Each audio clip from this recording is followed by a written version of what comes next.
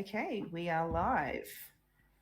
Hello and welcome to everyone in our audience. All right, so with us today, we have Clarice Jayne, who works full-time in the healthcare industry and writes as a hobby. Clarice lives in Kent, the Garden of England, about 45 minutes outside of London, with her husband and daughter. She also has a dog, Monty the Sprocker, who manages to make it into her first book, Jessica's King. Well, so far he has made an appearance in all 3 books. Her current works are mystery and suspense romances based in the south of England. All of her books include mystery, a little danger, heat and passion, family, and a happily ever after. Hi, Clarice. Hello. It's nice to meet you all. And Blye Donovan, a military brat and a veteran who resides in the lowcountry of South Carolina with her husband and fur child Max.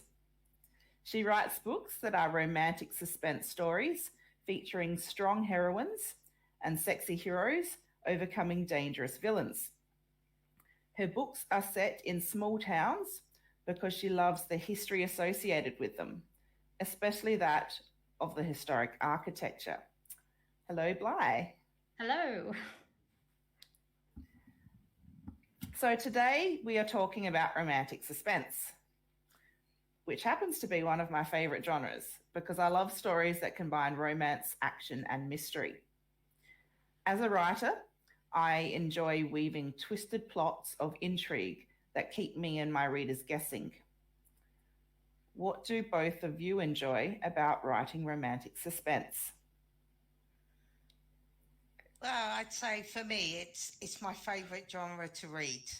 So it's what I started reading before I became an author. I'm not one for sappy romances. I like to have a bit.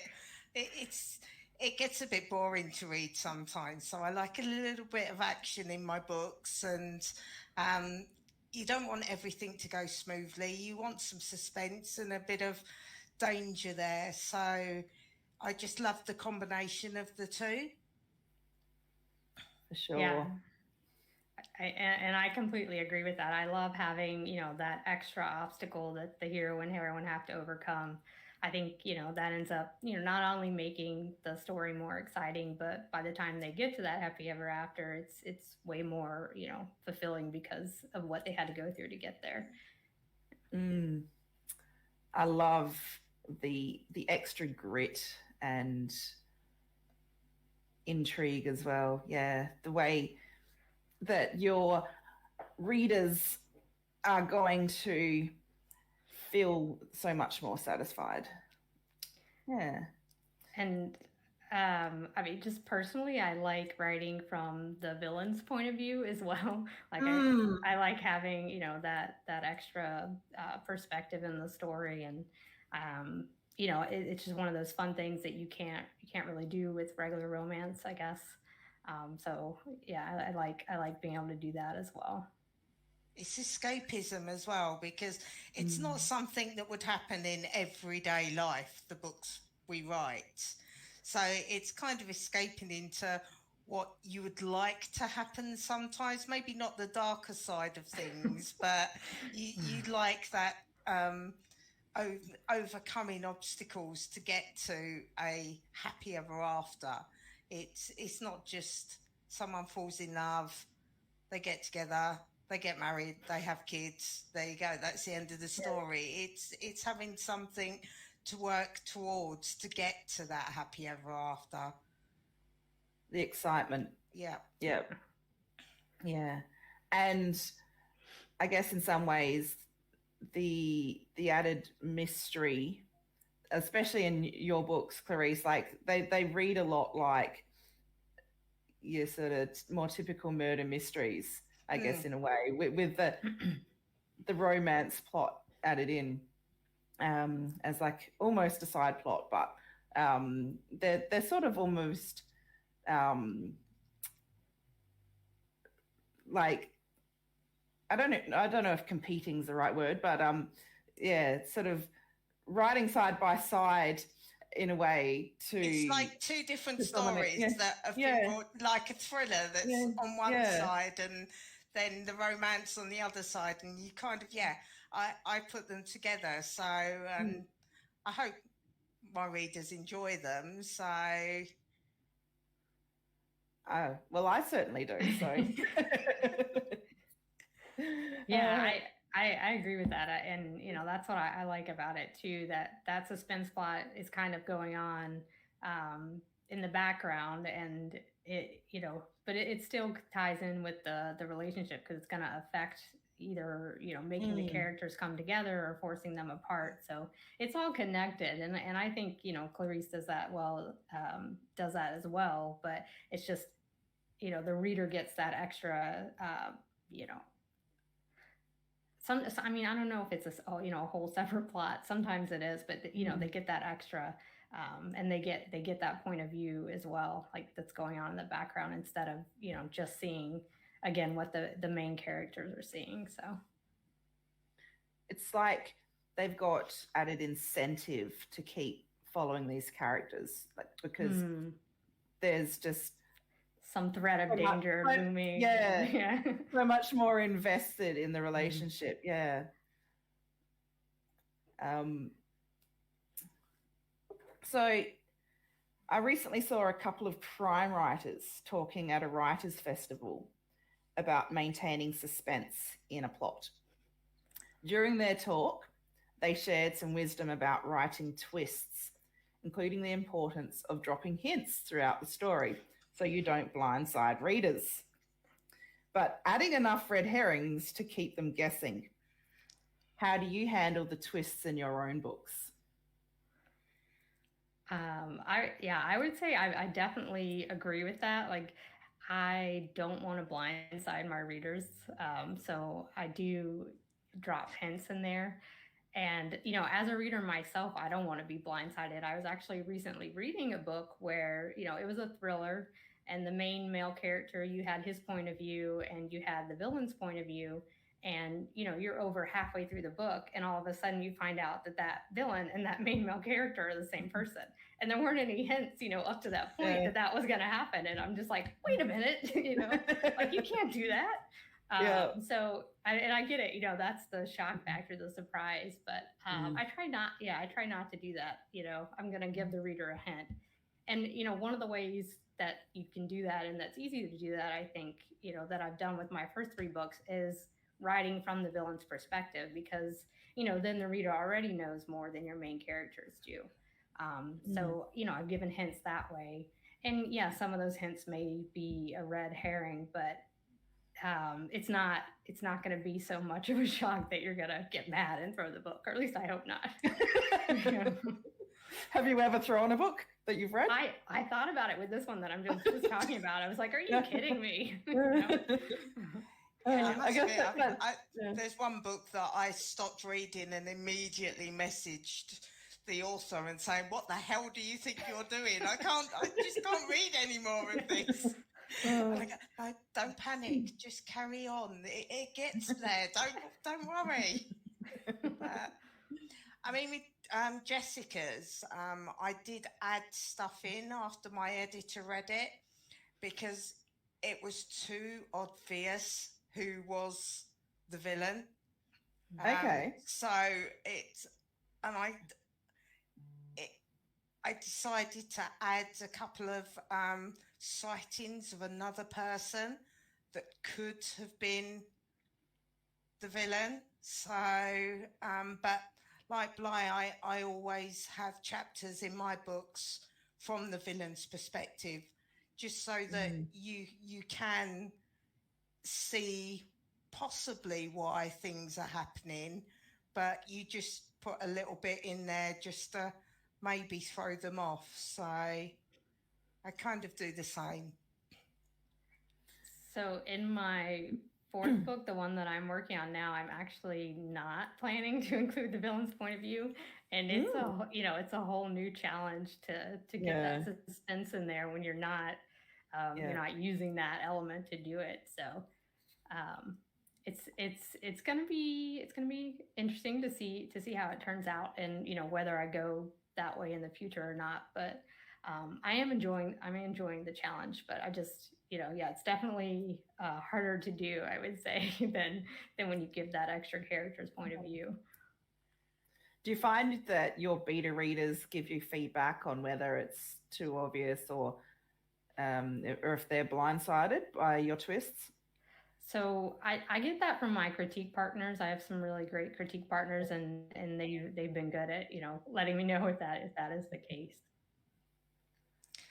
Myself, I don't use beta readers at the moment, so I've got a very, very small ARC team, so I kind of rely on my editor more. It is something that I'm looking into, but I've only been writing a short while now, so I guess it's getting used to it and getting to know what you need to do to get your books out there and get them right. So yeah, for sure. I find beta readers are very valuable for that. And in fact, I recently put up a beta manuscript for a book I've got coming out in August, and I've got a questionnaire using Google Forms, of course, because I love Google Forms, where I've asked, okay, at what point did you work out who the villain was? So I'm hoping that I'll get a mix of answers there, because as a reader myself, I love being able to work out the twists, and so long as I'm not blindsided if I'm wrong, then I sort of think back. It's like, oh yeah, and I love that moment of realization. Right, yeah. So, but I also understand that there are some readers who really do like that surprise as well. So I think it's good when you get a mix of responses. Yeah. Yeah, I don't currently use beta readers either. I get, like Clarice, I haven't been writing that long. I published my last book, last August. So, I mean, maybe I'll use them in the future, but right now, yeah, I have critique partners. I have a couple, I guess, family friends that could be considered beta readers, but and then your AOC team. So they've all been helpful so far, but for sure, in the future, and especially if I continue to write and not include the villain's point of view, then I think I will need that for sure. Yeah. Excuse me. I'm still dealing with morning croaky voice here. For those of you who don't realize, it's like about what time is it now here? 4:45 in the morning where I am in Australia. So super early morning for me. But it's worth it for the opportunity to chat with awesome authors all over the globe. So, and I see we've got another one of my favorite authors to chat to watching on the broadcast. Hello, YD. And we've also got a friend or fan of yours, Blye. See that? Yes. Hi, Carissa. Yeah. Yeah. So, what is the most exciting action scene you have ever written?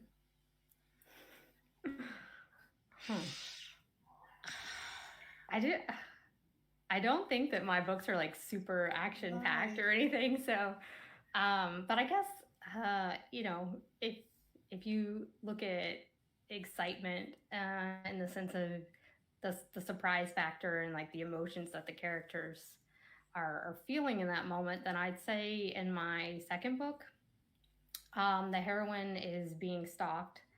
So she, throughout the whole book, there's that threat of the stalker, and then at one point in the book, he shows up and he, makes her go with him at gunpoint. And of course, she's freaking out, and then she calms down enough to be like, okay, I need to escape. And she tries to escape, but it doesn't work out the way that she hoped it would. So I guess, I mean, that's exciting in that, you weren't expecting him to show up when he did, I guess.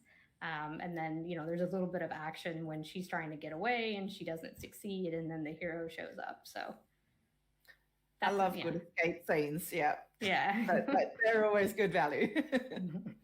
Yeah, I mean, mine aren't quite so action-packed. They're probably pretty tame compared to most books, but I guess the end of my third book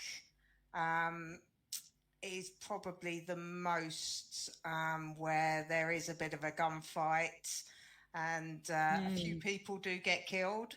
And yeah,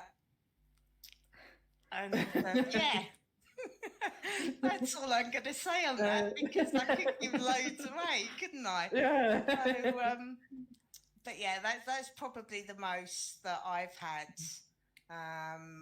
Mine tend to be being held and then just sending the police and let them deal with it. So it's the SWAT team, send them in. So you don't tend to see the characters' points of view from that so much. Still, gunfights are pretty exciting. Oh yeah, the gunfight was pretty exciting. And the murders, yeah.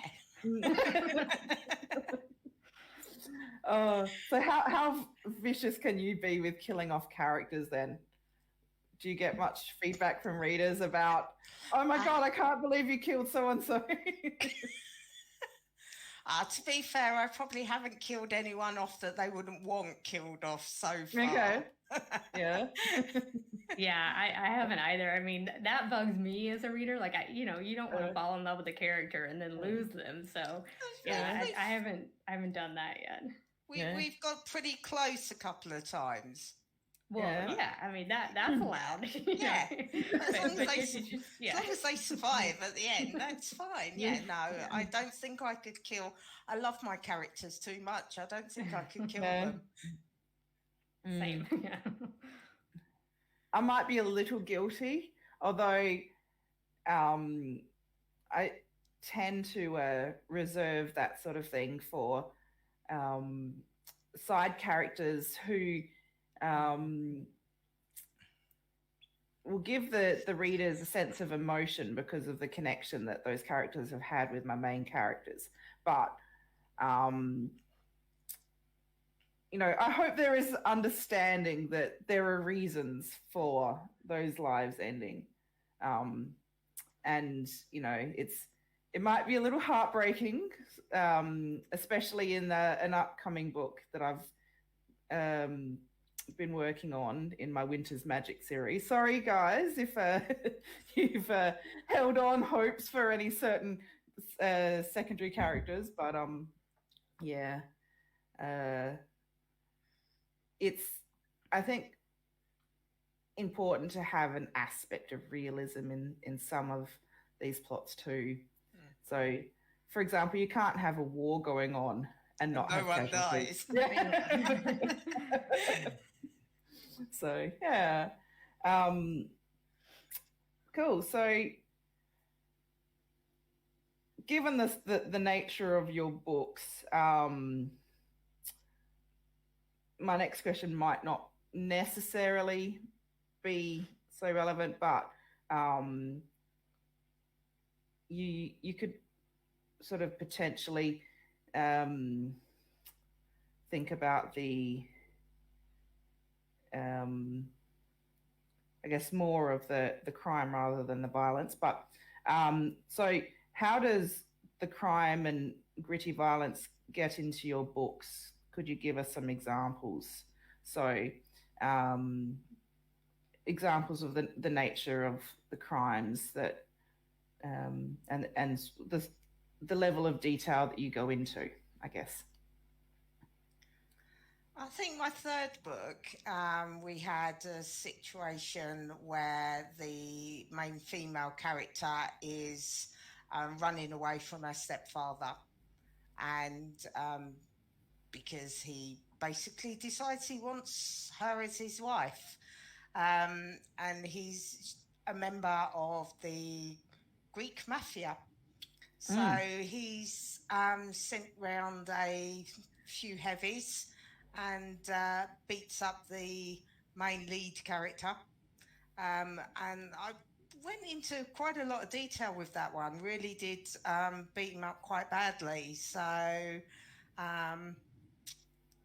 that's probably the kind of thing that's in my books. It tends to be that kind of level of violence, apart from a gunfight, of course. Yeah. Sorry, I was just thinking, like, oh, I want to go read that. You know, like I want to read your main character. That's Ashley's King, by the way. Thank you. Yeah, I mean, I don't know. If I had to like set a meter, I always say like mild violence. You know, I don't go into super detail on anything really, and I don't think my stuff is, I wouldn't call it gory. Like it, you know, it's not. I guess probably the most violence that I can think of, you know, against one of the main characters would be from the first book where the heroine is kidnapped and the man that takes her, you know, isn't afraid of hurting her to get information out of her. And that means, you know, she ends up getting, you know, cut with a knife. But it's not deep, you know, and yes, there have been I guess gunshots, gun battles. So the hero has gotten shot, but yeah, nothing, you know, super dark or super gory so far. I mean, my book 4 that is just with the editors now. That's a bit more towards the female character.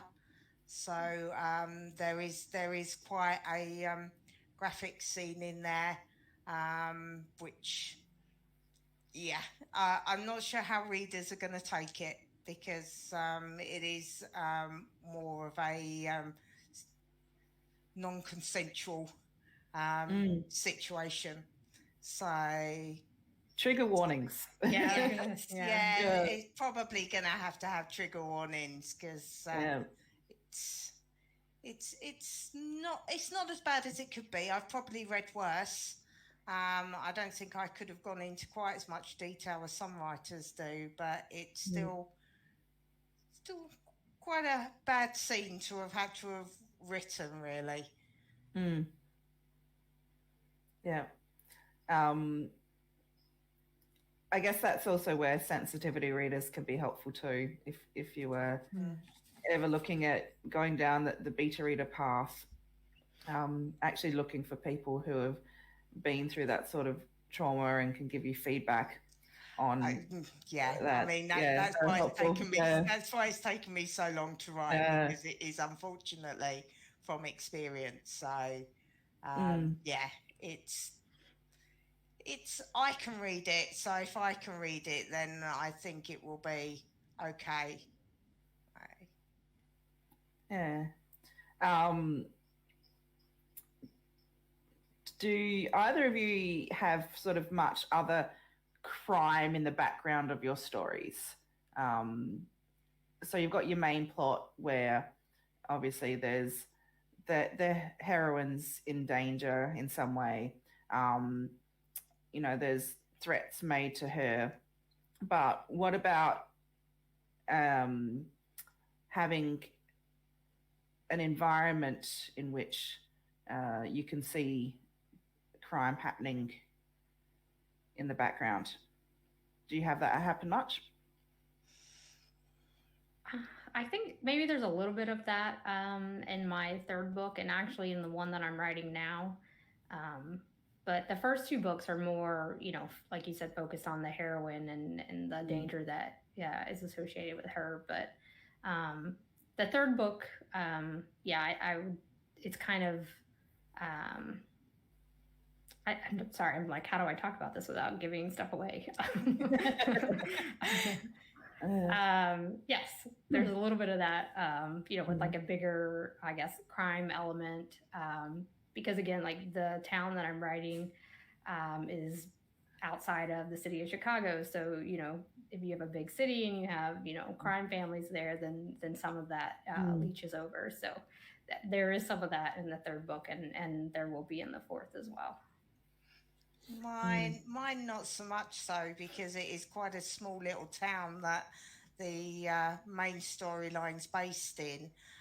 They are private investigators, so you do get mentions of other cases every so often, but it always tends to be around the main characters about what's happening to them. But that's not to say in the future I might change that. And looking forward to seeing what you've got coming in the future. So, the reason I was asking that question is because I'm wondering how much a background of sort of gang violence, or like Blye was saying, the idea of crime families, would that sort of detract from that level of suspense that you're building for your main characters, or does it immerse readers more? What do you think from a reader's point of view? I think as long as it, you know, it's only touched on as it relates to that suspense plot, which is, you know, feeding into that bigger plot, which is basically the relationship between the two main characters. I think as long as it's, you know, as long as it still is only mentioned and talked about as it affects that, then, you know, you're not going to distract the readers, because, you know, I'm not writing like what I would consider like a mafia, a romance. So it, you know, I'm not going into that much detail, and you're not seeing all of that. So yeah, I think as long as whatever is in there is in relation to, you know, what's going to happen with the main characters, then, you know, you won't distract your reader. Because I mean, I write fairly short, you know, books, because if that's, you know, whatever is happening isn't affecting the story, like it's not moving it forward, if it's not affecting the relationship between the two characters, then it's not in there, you know. So even though something may be happening in the background, like it's not going to be there unless it's, you know, relevant to that main conflict that's going on with the hero and the heroine. So I think it also depends on where you're writing the books. If I was to start bringing in gang killings or mafia into my books, being in a small little town in the middle of the Hampshire countryside, it's going to distract a lot from the book. If I was writing all of my books in London, or Manchester, or one of the big cities in the UK, then yes, I could bring some of that in. But so it does depend on where you're basing your books as well. Yeah, that's a good point. And I guess, you know, we're both writing small town. So, yeah, you don't really need that, I guess. Yeah. Yeah. So, don't you just love doing book research? I recently looked over my Google search history just for fun, comparing it with that of my husband's and my son's. I found search terms like, can you sever a nerve by stabbing the armpit? And how long does it take? How long does it take to post for bail? Yes, you can actually sever a nerve, by the way, by stabbing the armpit. So, what are some of the strangest or darker search terms you have used while researching your books? The bail one makes me think of, like, for my the last book that I wrote, I definitely Googled, you know, like, what happens if you skip out on bail, and things like, you know, what do cocaine packages look like? So I'm probably on a watch list somewhere, I'm sure, you know. Yeah, I think I've looked up child abduction.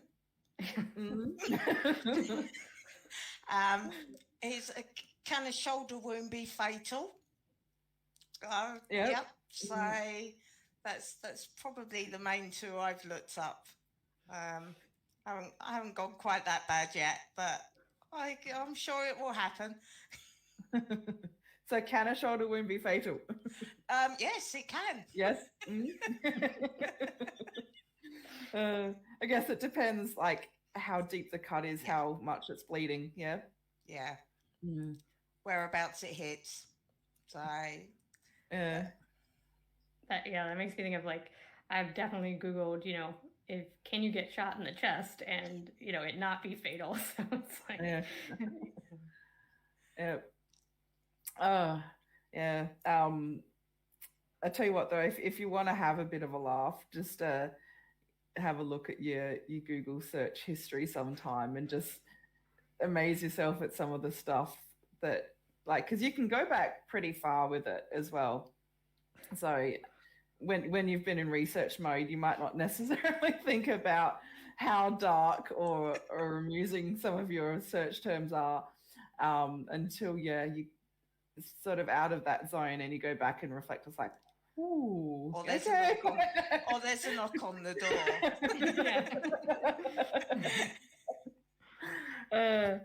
Reminds me of some memes I've seen. It's like, it's the FBI looking through someone's search history, and then it's like, oh no, but they've also been researching things like coffee and good bookstores and so forth. It's like, this is an author. Move on. I've seen those memes. They're good. Yeah. So where do you draw creative inspiration from? Everywhere.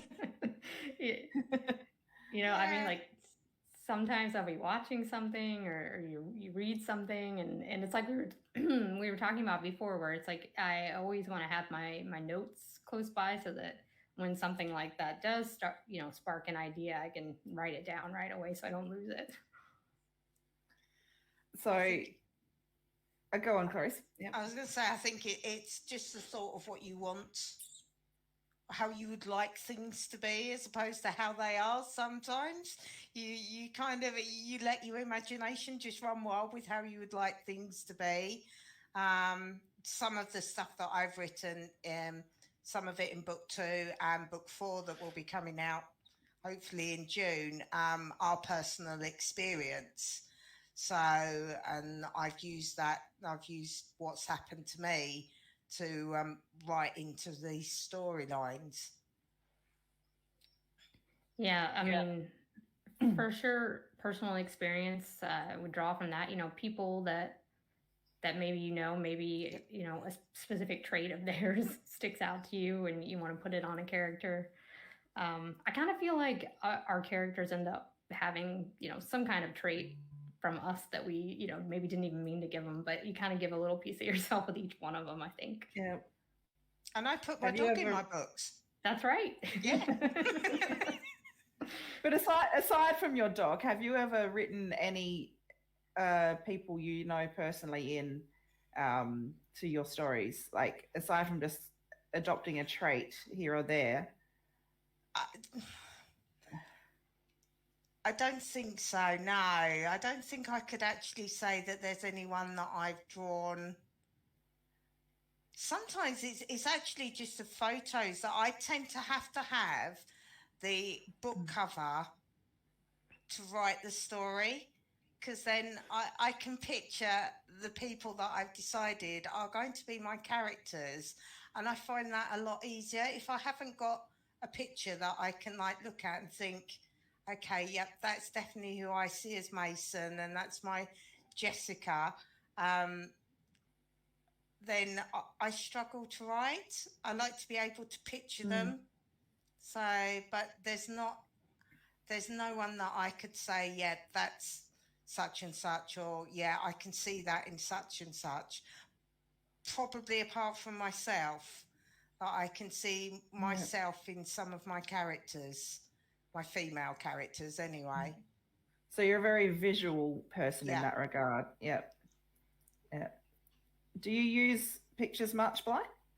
I've done both. With the first couple of books, I ended up just, the characters thought about what I wanted them to look like ahead of time, and then it kind of made it harder to do that way than to get a book cover that matched what you had envisioned them as. So with the third book and with the fourth book, I had ideas in mind already of people that I thought that's what they looked like, and kind of went from there. But yeah, so I mean, I can do either, I guess. And then as far as like writing a person that I know, like a whole person into a character, I haven't done that yet either. But I mean, I know other authors that have. So I mean, who knows in the future? Maybe I will. I've seen some authors sort of say, "Oh, be careful if you cross me, because I might just write you into a future book and kill you off." Yeah, in a horrible, painful way. That's another one of those memes, right, that you see a lot. But somebody gave me for Christmas a mug that says something like that on it. It's like, "Be careful, or you'll end up in my novel." Yeah.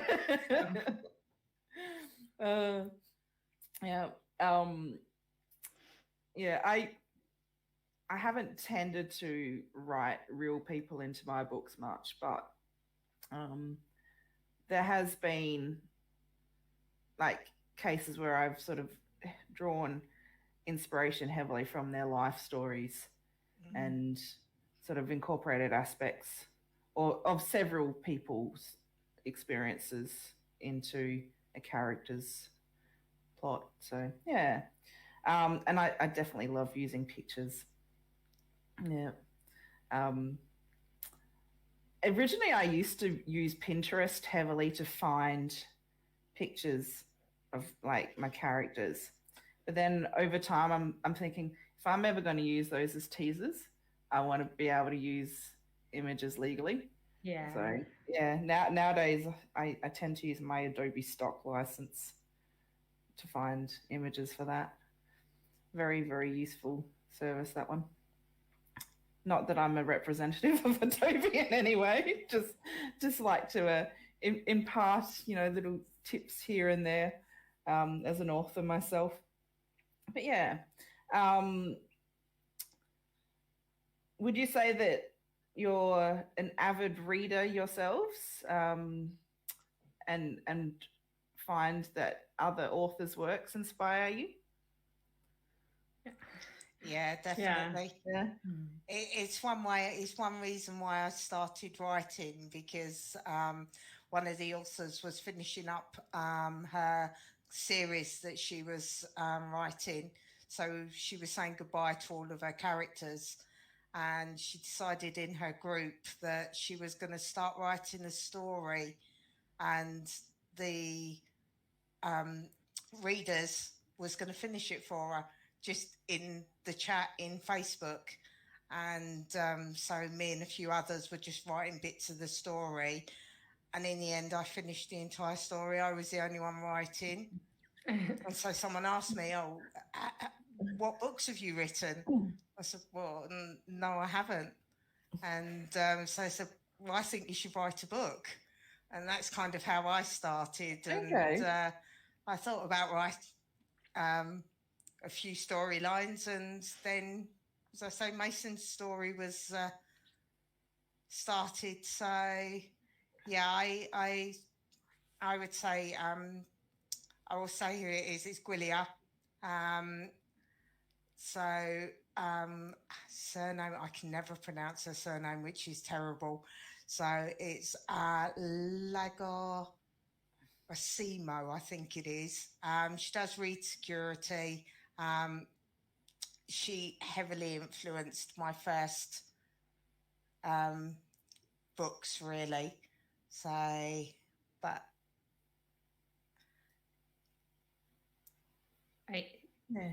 yeah, I mean, I read a lot too, obviously, and I don't think I read as much now as I did when I was younger, just because now I'm doing more writing.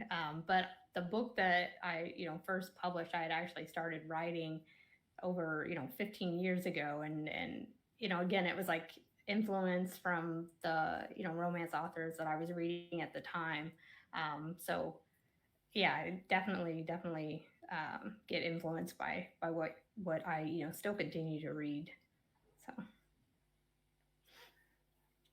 cool. Do you think you could pinpoint a specific aspect or trigger that prompted you to start writing Blye?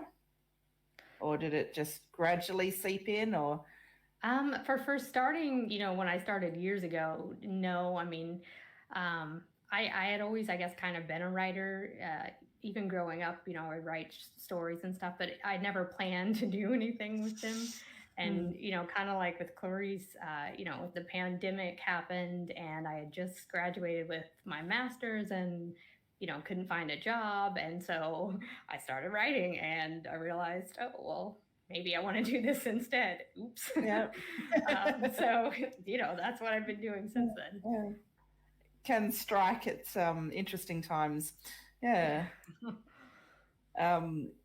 Yeah, I was actually studying a degree in accounting that I never finished because I got stuck into writing. Yeah, the idea for my first book came to me in a series of dreams. So, yeah. That's awesome. I basically work in maths and accounting, so that's I'm not really a writer at all. So it shocked my family quite considerably to going from a mathematical mind to actually literary. Yeah. Yeah, well, my background is in science and quality assurance. So, yeah, again, I was sort of a more logical brained person with, a few creative hobbies here and there. But, yeah, my father had been writing as a hobby for years, and he sort of suggested to me one time, why don't you get into writing? And it's just like, I don't know. And then, suddenly got that urge. It's like, yeah, I see why he was suggesting that. Yeah, it's good fun. So. Yeah, that makes you wonder too. Like you said, you guys both were doing the science and the logical and the non-creative stuff for so long, and it's like I wonder if had you started sooner that you would have realized that you liked the creative stuff. Yeah, possibly. Yeah. We will never know. I must say though, like working in the fields that I have, it's provided some good material to work with in my books. So, yeah, because you get a broad picture of the world, and more inspiration for characters. Yeah. Excuse me. I'm not crying per se, or having tears from laughter. I'm actually allergic to my makeup. If anyone in the audience is wondering why I'm tearing up so much, so yeah, it's just I find if I don't wear a bit, then I look like I've literally just gotten out of bed. So I put up with a few tears. They can be cleansing, right? There's nothing like watching a really tear-jerking movie or reading a book that's quite emotional and having a good cleanse. Yeah, I am such a crier. It doesn't take much, a song, a moving moment in a movie, a book. Yeah, it doesn't take much for me, and I'll start crying. What would you say is the I guess drawing on the most emotional is probably hard, but what's a really good emotional story that you've read or watched recently that you could recommend?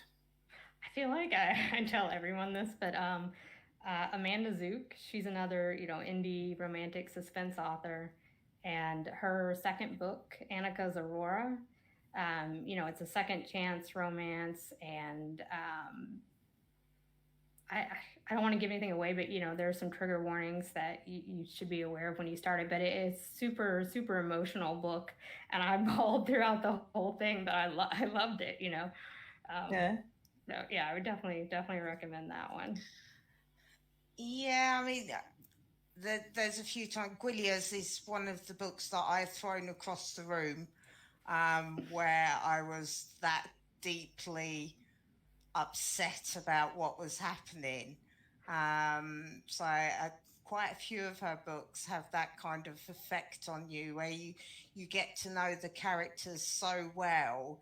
If something happens, it's like a member of the family. You just get that ingrained.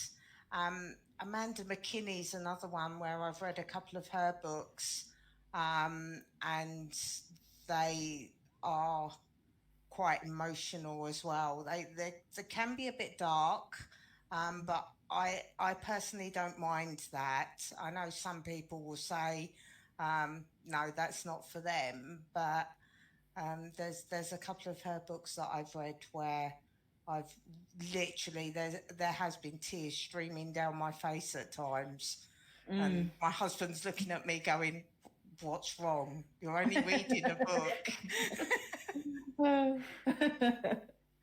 I think my husband's well accepted how I will cry reading books or start laughing. Yeah. Yeah. Yeah. No, it's great to get immersed in a story like that. I love it.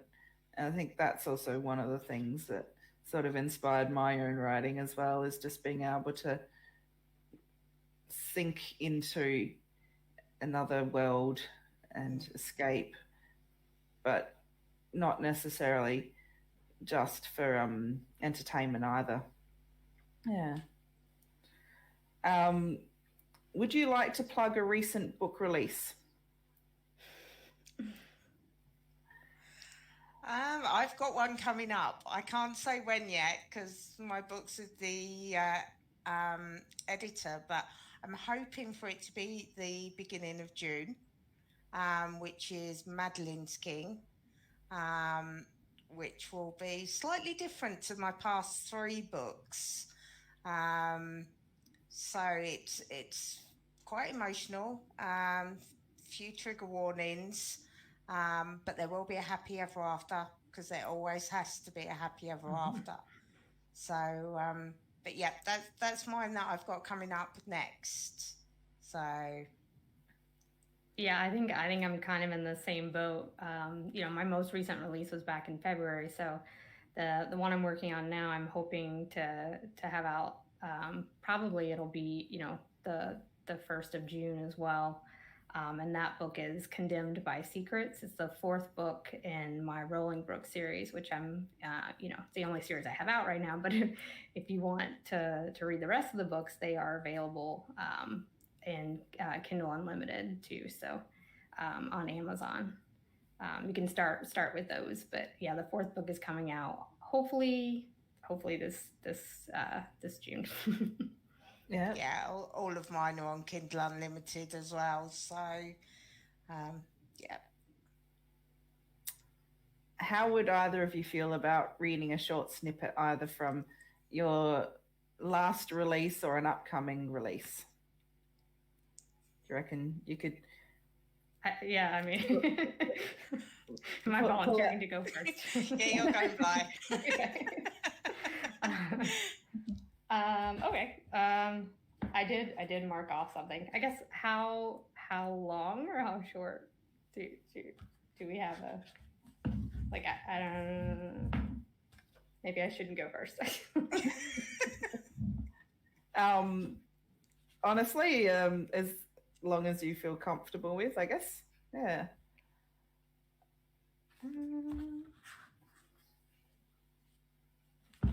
So, okay, I'll read a snippet from My most recent release, which can you see this? Wow, I suck at this. But it's Small Town Frame Up is the title of the book, and it's the third book in the series. And the series focuses on three siblings, or at least the first three books deal with three siblings. So this is the sister's book, and she's being framed. They found drugs in her apartment, and the officer that arrests her is the is the best friend of her brother, who is also a cop. So it's a brother's best friend trope, and she has had a crush on this man since she was a teenager. So the part that I'm going to read, it's still fairly early in the book, but they've searched her apartment, they've found drugs, she's been arrested, and now she's on her way to court for the arraignment. And the arresting officer that she's had this crush on is the one that has been with her this whole time, and is the one that's taking her there. So that's where we will pick up. Okay. Not ready to leave the anonymity of the cruiser, Daisy stared up at the Dale County Courthouse. The building had probably been beautiful once. The brick that made up its 2 stories had started as a light pink color, and the stone that served as architectural features had been white at one time. But years of dirt had washed out the color of the bricks, while pollution had stained the stone. Even the central dome that rose an extra story above the building's flat roof showed signs of damage. Rust stains dripped from the metal siding and added to the general air of negligence. In the waning light of a winter afternoon, the courthouse seemed only to offer despair. Daisy hoped her predicament wouldn't end in such a state. She took a deep breath to calm her nerves as Jameson opened her door. He offered his hand, and she grasped it with her cuffed ones. Might as well get this over with. The cold air helped clear her head as Jameson walked her to the building. The parking lot was nearly empty, and no one bustled about. Daisy thought maybe she'd be lucky with the lack of activity, and no one from town would have come to watch her arraignment. She could use any favors right now, small or large. The only person she wanted here was her lawyer, and Blair should be waiting for her inside. Jameson's hand was warm on Daisy's arm through the horrid orange jumpsuit she was still wearing. She tried not to let his touch affect her, knowing she had more important things to think about, but it was like a current connected them. Every time he touched her, she felt it zap. As they stepped inside the central rotunda, Daisy's spirits lifted slightly at the beauty of the interior. This part of the building had been immaculately preserved. She gazed up through the dome and admired the way the light bounced off the coffers that decorated its ceiling. The pink from the exterior brick was echoed in the decorative trim and architectural molding. Lost in admiring it, she felt a slight shake of her arm. Her head snapped back down to find Jameson frowning at her. I said, the courtroom is through this door. He dropped her arm and pointed. Daisy's chest tightened, the reality of her situation intruding. For my arraignment. Her voice came out in a monotone as she stared at the ornate wooden door Jameson indicated. Yes, he hesitated, his forehead wrinkled as he rubbed at his jaw. Daisy glanced at him and noted the indecision on his face. What is it, James? You talked to Blair, you know what to expect? He ran his hand through his hair, and her eyes followed the movement, her own hands itching to do the same. Shaking herself, she met his gaze. Yes, they'll read the charges and ask how I plead. I'm surprised they got it scheduled so soon. Blair said it'd probably be tomorrow at the earliest. Jameson blushed and looked away. You did this, didn't you? At his shrug, Daisy smiled. She leaned in and kissed the cheek he turned away from her. Thank you. She'd only meant to give him a quick peck on the cheek, but she'd leaned in too far. With her bound arms caught between them, she'd managed to lose her balance. Jameson's arms came up reflexively to steady her as she crashed into his broad chest. The man was solid as a rock. Daisy inhaled a sharp breath at the sensation of Jameson pressed full length against her. The sense of coffee and something oaky that she thought must be his aftershave filled her nostrils. It was all male, and it suited him. He cursed, and she mumbled an apology, trying to right herself by pushing off his incredibly hard abs. Before she could manage it, she was abruptly jerked upright. Jameson dropped his hands from her arms as though she'd scalded him and stepped away from her. Great job, Daisy. Make the man who's helping you even more uncomfortable. James, I didn't mean... No more stalling, it's Gwen. He wouldn't look at her. She sighed when he opened the courtroom door. Well, the arraignment couldn't be any more embarrassing than that. Nice. Thank you. So what was the title of that book again? So that is Small Town Frame Up.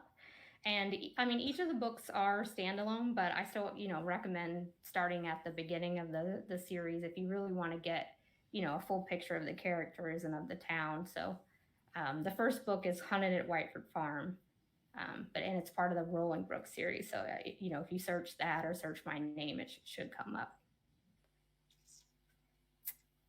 Awesome. Thank you, Blye. You're welcome.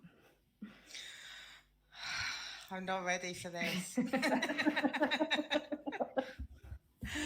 Right, so I'm going to choose my third book, which is Ashley's King, which is the story of Brandon and Ashley. They met years ago, but were torn apart, and so it's kind of a second chance. I'm gonna start off again quite near to the beginning. Ashley's been trying to get away from her stepfather and his crew of men. She's just managed to escape from Malta and has arrived back into the UK. So it's the point where she's there. So getting off the plane at Birmingham International Airport, a sudden feeling of dread came over me. Malta had been the closest yet. Dimitri and his brothers were within touching distance of me, and I was back in the UK. If they could find me all over Europe, it wouldn't be difficult to find me here. I just hoped that the Maltese police kept them away long enough for me to get on my coach to Norwich. I was going a very roundabout way to get there. I could have flown directly to Norwich or London, but then it would have been too obvious. This way, I hoped to head them off for the long enough to arrange the bank transfer and get out of the UK for good. This time, I was never coming back. I would also head further afield, probably over to America. It would be easy to get lost in the States and start a new life. The problem was that it wasn't the life I wanted, one without Brandon. I desperately wanted to see him again, to let him know I was fine and that I still loved him. But the risk was too much. If Nikolaos found me, then he could find Brandon, and I didn't want to know what his fate would be, although Nikolaos already made it quite clear what he would do. After collecting my baggage from the baggage claim, I headed out of the airport and towards the coach station. I only had about 15 minutes to wait now until my coach left. It was nearly a 9-hour trip, with one change at Stansted Airport, but I hope it would keep them off my heels, that somehow going in one direction and then the opposite, they would lose my trail. I knew it was a long shot, but it was the only hope I had. Once I arrived in Norwich, I could go to the Airbnb that I had booked for the week, and then I could either head to my mum's chalet if I felt safe enough, or get on the first plane to the States. I wasn't sure where I would go. I would just get the first plane out and go from there. I knew that Philip would help me if I needed it. He had already done so much. I don't know how I would have survived this long without the support and the money he had sent me. As far as I was aware, Mum never told Nikolaos about the chalet, and I knew for definite I had the only key, except for Mrs. Amos, who owned the park. I just hoped that I could stay for a while, just to say goodbye to the old place. It had held so many good memories for me, happier times with my mum and dad. I just wanted those feelings again for a little while to get me through the pain I was feeling inside. Climbing on the coach, I took my seat. I hoped that it wouldn't be too busy, that I wouldn't have to share the seat next to me. All I wanted to do was switch off for the entire journey. I really didn't want to make small talk with anyone. Happy that for a while at least I would be alone. We headed off for the first stage of our journey. Sitting there, I had time to think. What would life have been like if I'd have met Brandon sooner? If I had told him everything that morning in Paris? Would it have made a difference? Unfortunately, that wasn't a question I could answer. The time to answer that had come and gone 2 years ago when I walked out of the hotel room, leaving him just a note. Watching the countryside go by, I reminisced about those 3 days, how easy it had been to fall for Brandon, how he made me feel so alive when deep inside I was dead to the world around me. Truth be known, he was the only reason I was still alive. In my darkest moments, I just thought about those 3 days, all the times he held me and made me feel. If there was one wish I could have, it would be to have one more night with him, just to feel alive again, to feel loved and cherished, and to hear him call me Cherie one more time. I thought about the last night we had together, how he had taken me to the Eiffel Tower restaurant, the words he said to me that I will never forget. Ashley, mon Cherie, the past 3 days have been the best of my life. I can feel myself falling hard for you and don't want to leave, but I must go home soon. Will you come with me, please? If only I dared to agree to go with him, how different would things be? Would we both be the person we loved, and my heart wouldn't be broken into 1,000 pieces? But then I thought of Nikolaos, as the messages he sent me. He wasn't going to let me live my life, not the way I wanted anyway. That much he had made clear. And I'll leave it there. Intriguing. Yes. Yeah. And beautiful reminiscence. Thank you, Clarice. That's okay. Thank you. So, just thought now might be a good opportunity to open the forum for questions from our little audience that we have. If any of you would like to ask any of my guest authors here a question, please type away. And in the meantime, I was wondering if you could share plans for future books that you both have.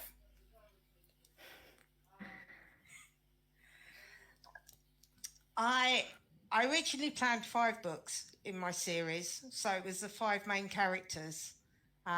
So I've just finished Maddie and Tyler's story. I'm planning what will be the 5th book, which is Kelsey and Nathan. But I actually decided when I was writing book 2 that there was 2 characters in there that I loved that much. I had to add their stories, so I ended up adding 2 more books onto that. And then once those 7 books are finished, I have got plans for a new, completely new series, which is going to be based in a club. So, okay. And it's going to be called Pleasures. And it's, there's going to be 3 sides to this club.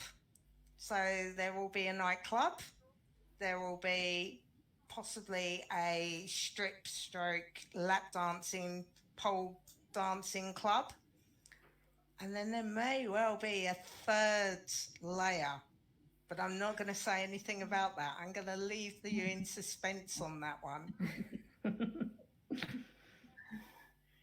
Sounds delicious. And then I'm going to go back and revisit my books. And there's going to be little novellas for each one of them, because there will be a few weddings. So he's going to, at some point, go back and just kind of finish the story off for each of the couples in the King's Brothers investigation series. So that's probably my next 10 years planned out. Good to have a 10-year plan.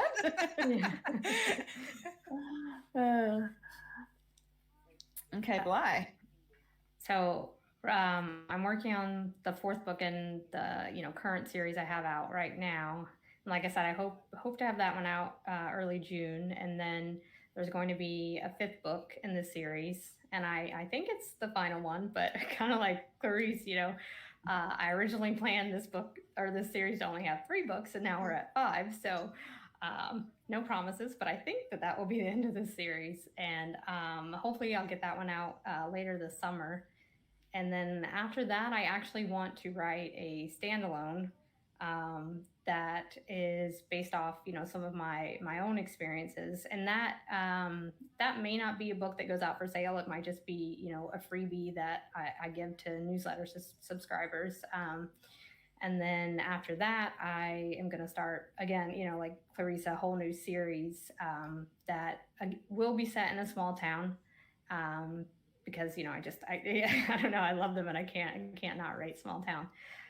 But the heroes are going to be either military heroes or military heroines. And in my current series, there's the first book is kind of a cowboy hero, but all the other heroes are police officers, which I didn't plan when I started out. That's just kind of what happened. But yeah, so the new series will be those that military romance kind of aspect in there. And that I probably won't start until next year, but maybe late this year, but probably next year. Cool.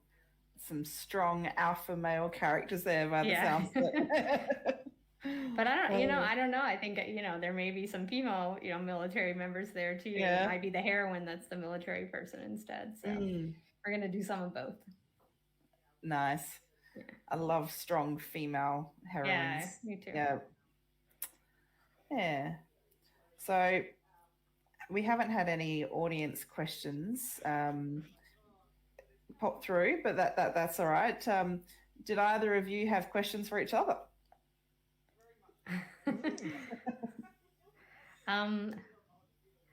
Just to, like, you write in first person. I don't know why I didn't remember that, because I read a couple of your books, but when you were just reading that excerpt, I was like, oh, I don't know why I thought you wrote in third person. And I was just wondering, have you ever tried writing in third person, or would you ever switch?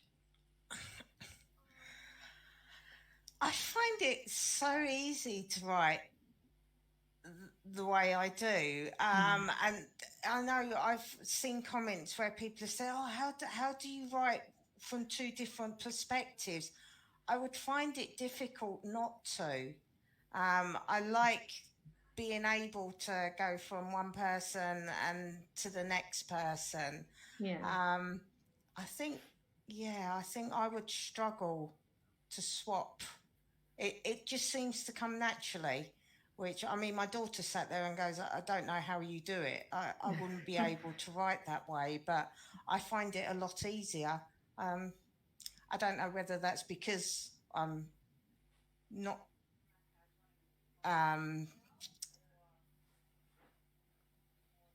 I think from a like English literature kind of background, and more mathematical. I don't know if that's why I find it easier, but it's So I think a lot of indie romance now is in first person, and it's just like I feel a little old school because I still do third, but I think I might try first at some point. We'll see, but kind of like with you, when I write the third person, it just seems more natural. It's whatever flows for you as a writer, isn't it? So, but I do love, like you said, having the 2 different perspectives. Like I think I like writing from the hero's perspective maybe even more than I like writing from the heroines, because it's just more fun. I find it a lot easier for my heroes than I do my heroine. Yeah, definitely. It's strange that you think you find it easier to write the opposite sex to yourself. But yeah, I do.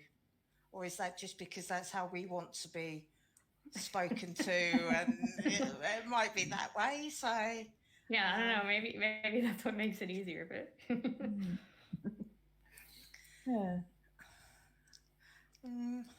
don't know if I can think of any questions for you. I think you've answered most of the things.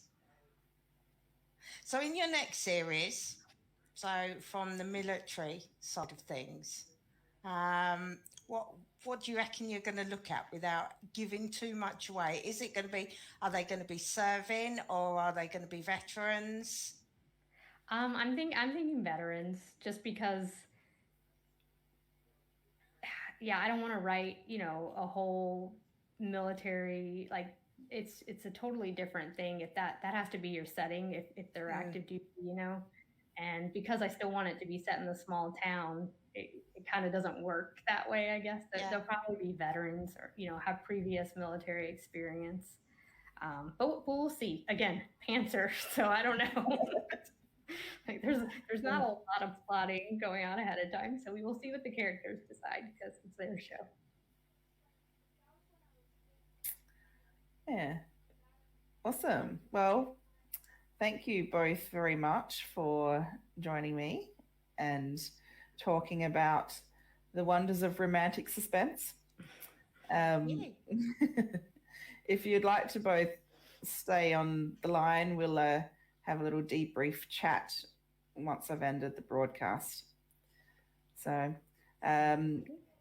yeah, and thank you everyone again in the audience for watching, and anyone who logs in to have a look at the playback either on my Facebook page or YouTube channel. And feel free to leave comments or ask questions in the text chats. All right. Bye. Thank you. Bye.